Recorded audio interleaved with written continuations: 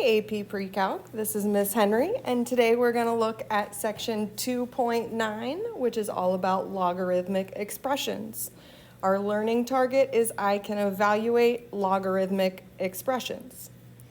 So an important concept in all of mathematics is that every operation has one and only one inverse operation that undoes it. We learn inverse operations because those allow us to solve equations, including various operations. So the inverse of addition, so in order to solve x plus 3 equals 7, we would use subtraction. And we would subtract 3 on both sides. Whereas if we see multiplication in a problem, like 3 times x, we would use division to solve for x, and we would divide both sides by 3. If we have a cube or a square or some exponent that is a constant, the inverse operation is a radical. So to undo a cube, we would have to take the cube root of both sides. But what if our variable is in the exponent? To get it out of the exponent, we would have to use logarithms.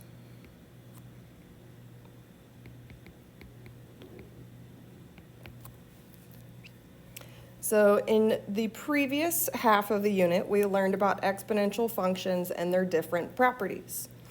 And we would like to solve equations involving exponential functions, which means we have to need the inverse operation related to exponentiation.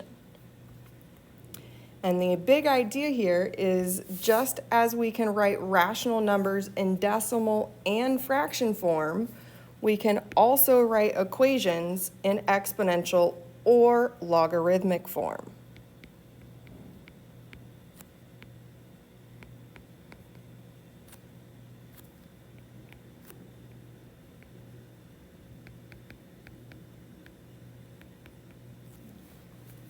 And these two forms create equivalent statements that represent the same claim.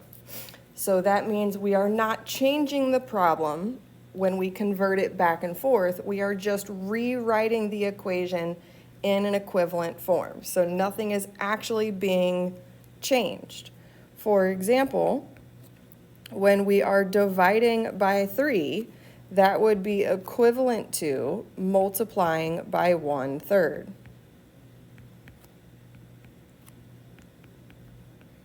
So we're not actually changing what's going on, we're just writing it in a different way. So that's the same idea when we're going back and forth from exponential and logarithmic form. And when we go back and forth, the base of your log is always the base of your exponent.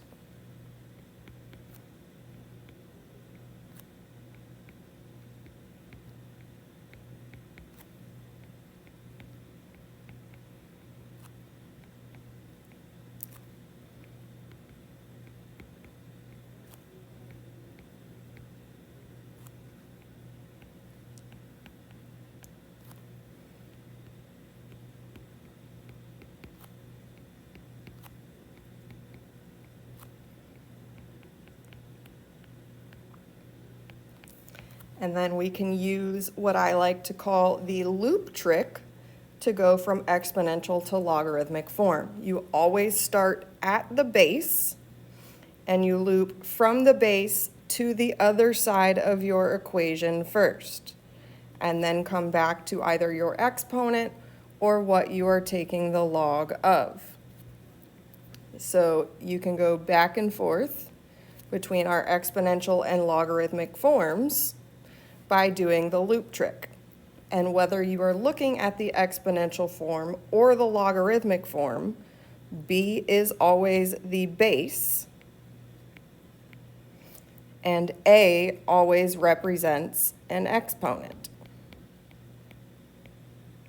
So what that means is when you are finding a logarithm, you are finding an exponent. And then once again, when we loop, we want to loop from the base to the other side first.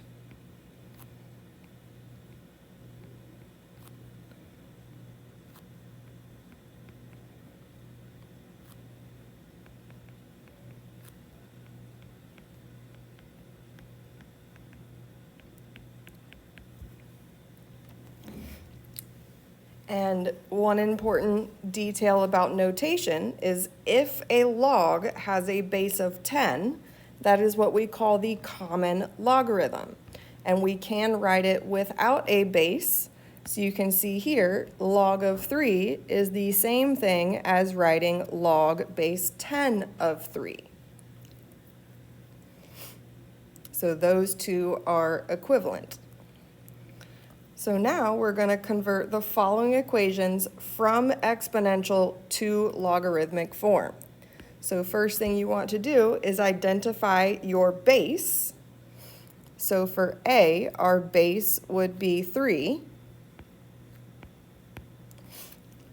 So that is going to be the base of our log. And then what we are taking the log of is going to be the other side of our equal sign. And then that equals the exponent. So for B, we have 10 to the x equals y. So we want to start by identifying our base. And the base of the log is the same as the base of your exponent. So we have log base 10, and then we loop to the other side to figure out what we're taking the log of, which would be y, and then that equals our exponent, which is x. Then for part C, so we still want to start at the base because the base of our exponent is the base of our log. So our base is r in this case. And then to figure out what we're taking the log of, we will loop to the other side of our equal sign. So we're taking log base r of w, and then that equals our exponent t.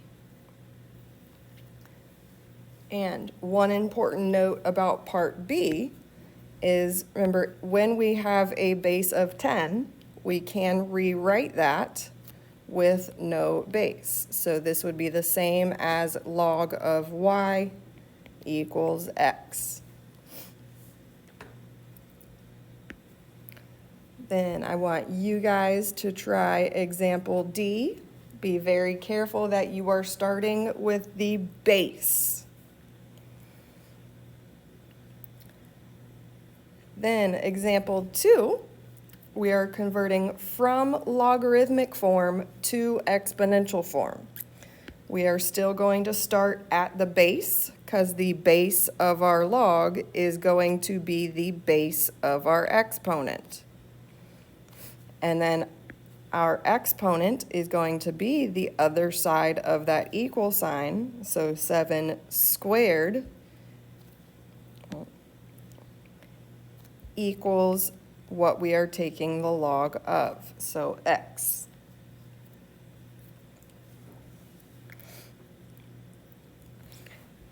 Then for part B, I want you guys to try part B. Make sure you are starting with the base and then looping to the other side of your equal sign. Then looking at C. So we have log of y equals 2. So remember, if we do not have a base written, our base is understood to be 10.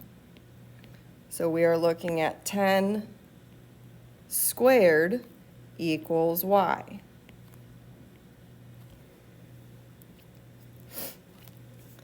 Then our last example, we have the natural log of c. And when we are looking at natural logs, instead of having an understood base of 10, here the base is understood to be e. So that's the difference between part C and part D, is if it says log with no base, your base is 10. If it says natural log, then your base is E. So we would have E raised to the fourth power equals C. And now you can see how going back and forth between exponential form and logarithmic form really helps us solve for variables. Because then for like 2a, we then would know that x is 49.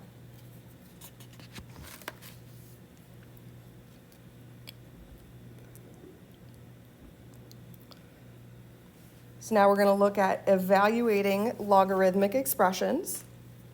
And we can do this occasionally by thinking about its equivalent exponential form. So if you think about looping,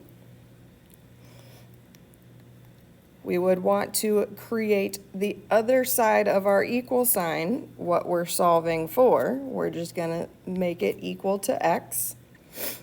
And then if I were to loop, my base is 2. Then I loop around to x, and that's going to equal 8. So when we are evaluating this, we want to think to ourselves, 2 to what power equals 8?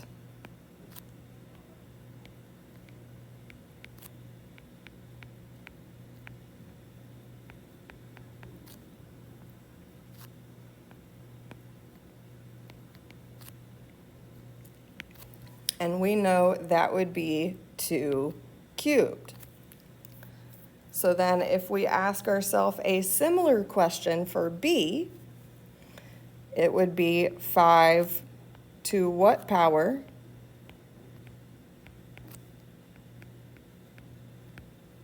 equals 25? And once again, that would be 5 squared. So if we look at part C, we have log base 2 of 32. So we want to know 2 to what power equals 32.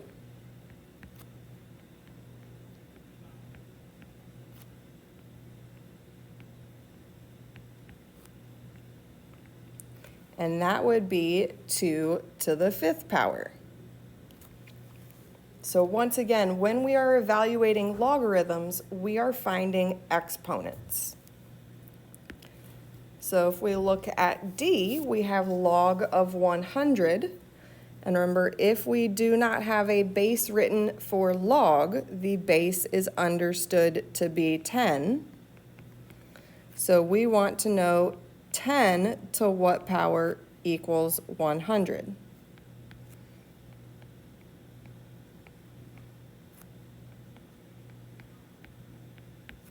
And once again, that would be 10 squared. So log of 100 equals 2.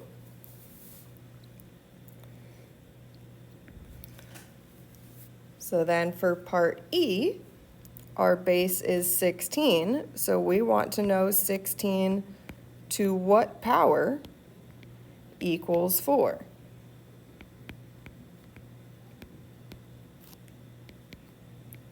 And we know the only way to go from 16 to 4 is by square rooting 16. And when you are taking the square root, that means your exponent would be 1/2. Because remember, the denominator is the index of the radical. Because the square root of 16 equals 4.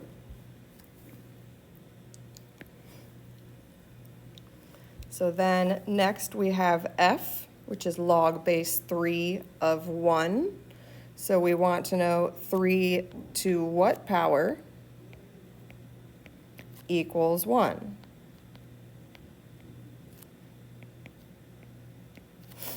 Well, anytime we get 1 by raising it to an exponent, that means our exponent was 0. So whenever you have log of 1, regardless of what the base is, it will always equal 0.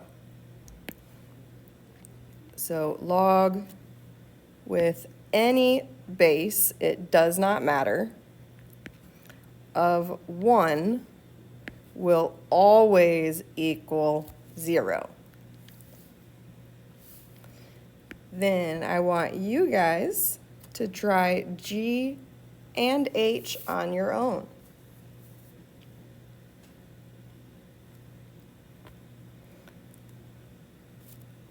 So next up, we'll look at some logarithms that we need to use a calculator for, because sometimes our base is not a factor of what we're taking the log of, so we can't do that the same way as those previous examples. So for example 4, we're going to type all of this into Desmos, and then it wants us to include at least 4 decimal places in our answer. So to type it in, we will just type log of 9. You can go to your functions button and scroll down to log, or you can just type log 9. So then this tells us that log of 9 is 0.9542.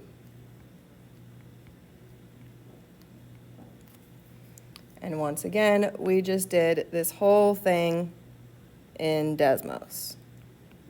Type it in exactly as we see it. So then for part B, we're going to do log of 6,125.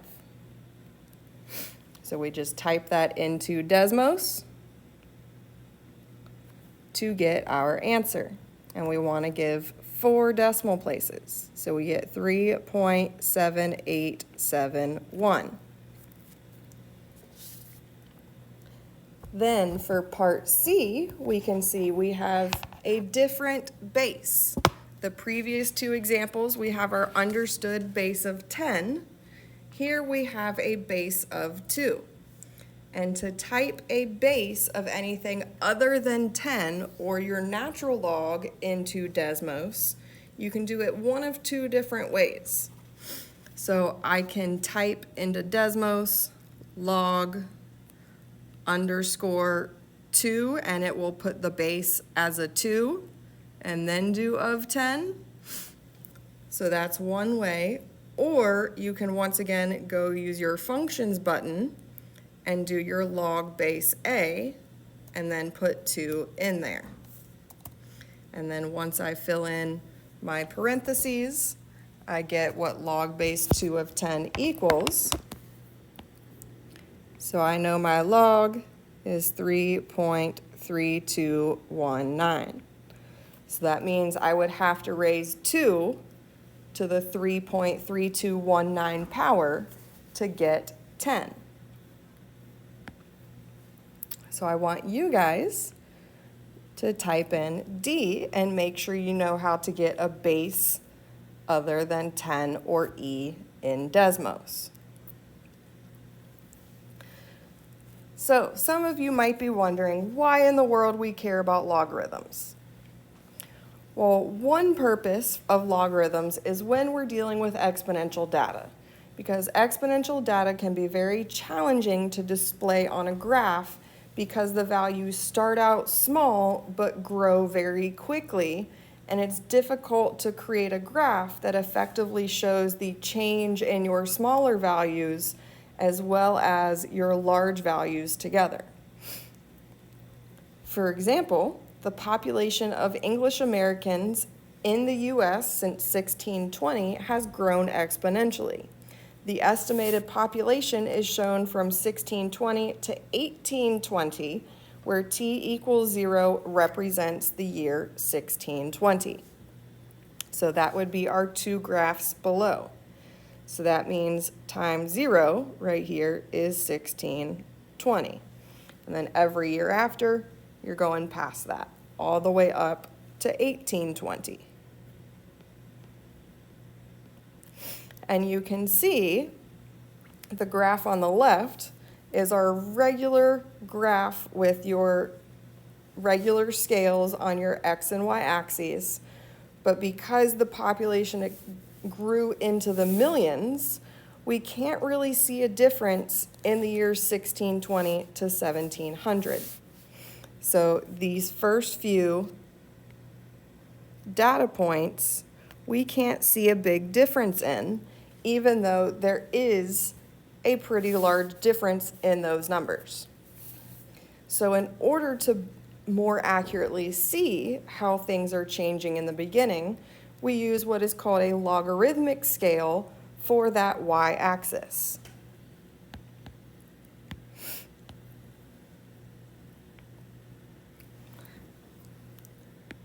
So here, our y-axis has a logarithmic scale.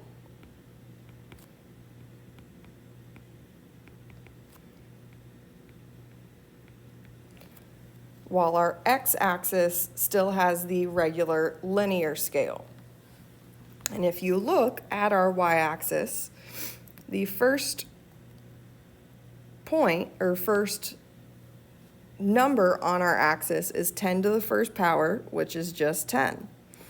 Then your next mark is at 10 squared, which is 100. Then 10 to the third, which is 1,000. So instead of going up at a consistent or constant rate, it is growing proportionally, that y-axis is. And then it allows you to see that change in the beginning much better.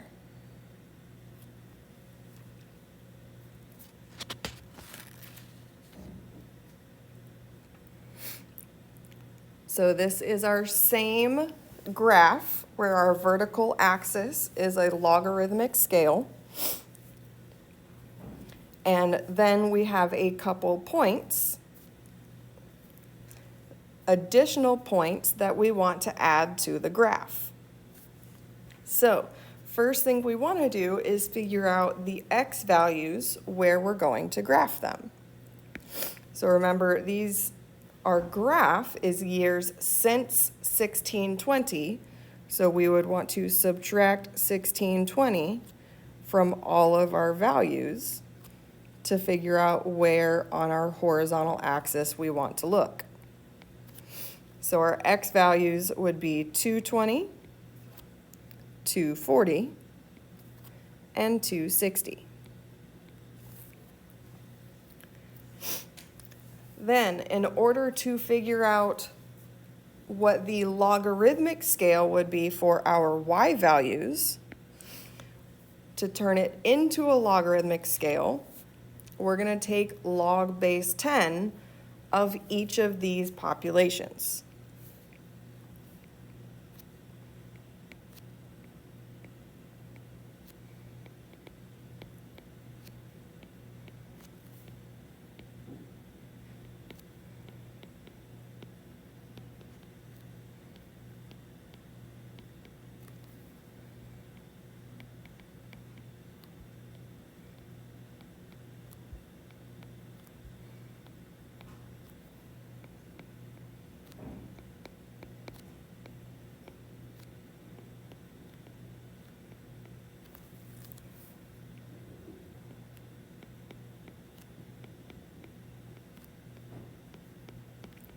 And the reason we want to do log base 10 is because 10 is the base of all of our exponents on that vertical axis. Whereas if it said 2 to the first, 2 to the second, 2 to the third, then we would want to do log base 2, or whatever that number is on that vertical axis. So when we take log base 10 of our populations, so the first one, when we put it into Desmos, becomes 7.2322. So that means for 220, we're going to go up to roughly past 10 to the 7.23 0.322 power. So that would be roughly right there.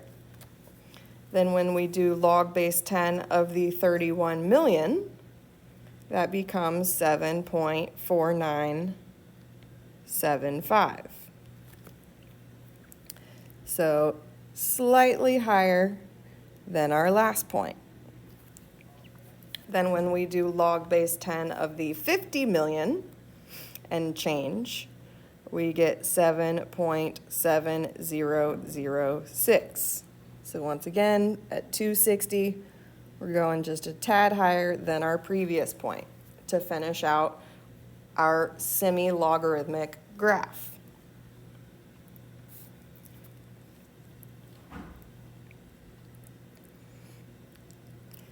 So one of the most common logarithmically scaled vertical axes is the graph you see below, where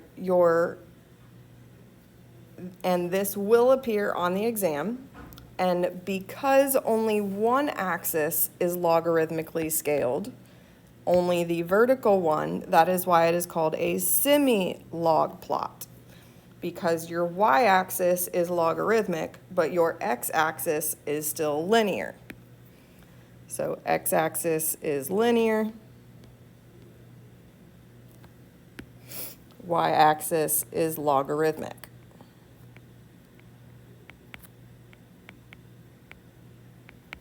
So because it is a mix of both, that is why it is called a semi-log plot.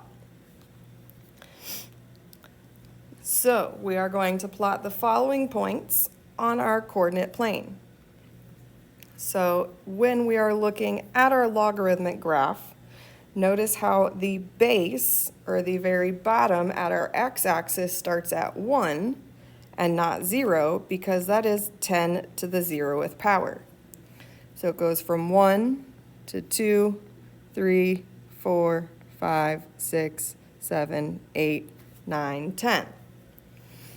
And that would give you, 10 is 10 to the first power. Then after 10, it's going by tens. So your next line would be 20, 30, 40, so on and so forth, till you get to 10 squared. And then the next section is going up by 100s. So this next line would be 200, then 300, 400, so on and so forth. So in order to graph A, which is at 1, 20, we're going to go over to 1 on our x-axis, and then we're going to go up to 20. So this would be point A, where 1, 20 is. Then for B is at 2, 300. So we go over to 2 on our x-axis, and then we're going to go to the third line above 100, second line above 100. So 100, 200, 300, there's point B.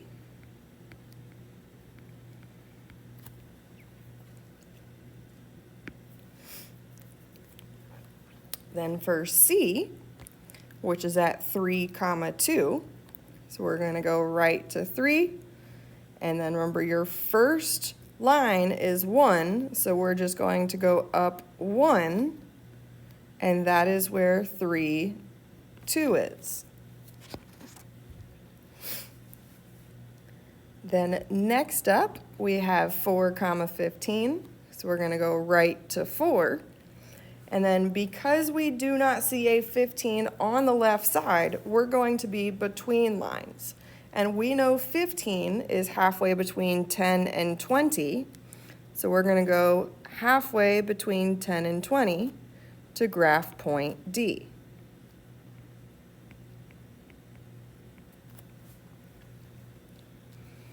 And then for E, we're going to do it in a similar fashion. So we're going to go over to 5 and then up to 350. which is going to be halfway between 300 and 400. So right here would be point E.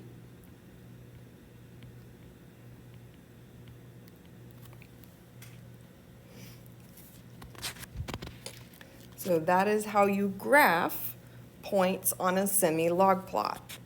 And we'll talk more in class about where in the world you have actually seen a semi-log plot before. You just didn't know that was what it was called. And so that you can see a whole big semi-log plot, this would be the entire graph. So you can notice the x-axis has a linear scale. So it starts at 0 and goes up by 1s in this case. And then our vertical axis, our y-axis, has a logarithmic scale.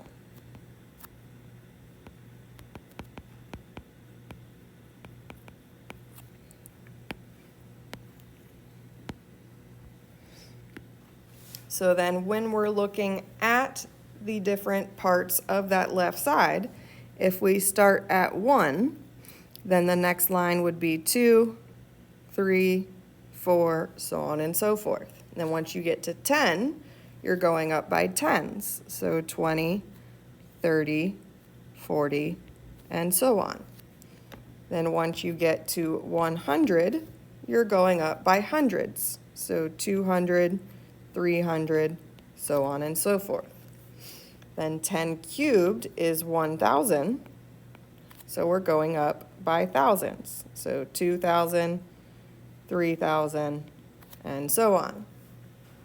Then 10 to the fourth is 10,000, so we're going up by 10,000. So 20,000, 30,000, and so on. 10 to the fifth would be 100,000, so you're going up by 100,000s. And then 10 to the sixth is where you would see 1,000,000. So that is what a semi-log plot looks like.